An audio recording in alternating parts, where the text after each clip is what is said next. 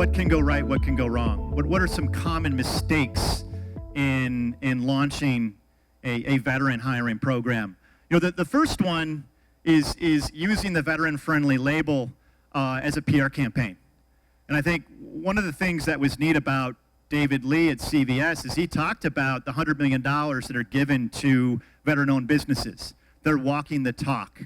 So I think the first one is important. Having a veteran hiring program is not about a PR campaign. It's about bringing talent into your organization. So that's a big one. And I think a common maybe misunderstanding with senior management that don't get it, right? Why are we really doing this?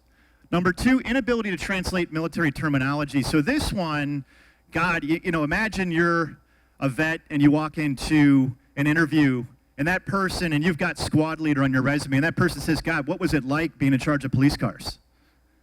Okay. So do your research. Do your research. If you're squad leader, you're in charge of 10 to 15 hard-charging men or women. That's a big deal at 22 years old. Do your research. Understand what their resume says. Understand some basic military terminology. Don't embarrass yourself and embarrass your organization by not understanding. Pigeonholing officers and enlisted. So this happens a lot. You hire an officer for leadership. You hire an enlisted guy or gal to get the work done. There's a small apparel company started by a guy by the name of Phil Knight, who was enlisted in the Army. So don't underestimate enlisted. Don't overestimate officers. They came from the military. Doesn't matter. Period. So that's a big one. Remember that.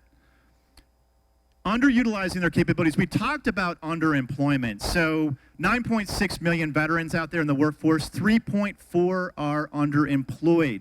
70% of veterans that transition out of the military leave their job in the first year. Why? Awareness.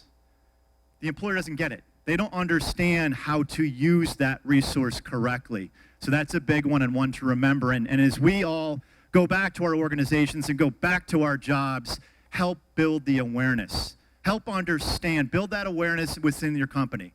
That's part of our responsibility committing to coming here today.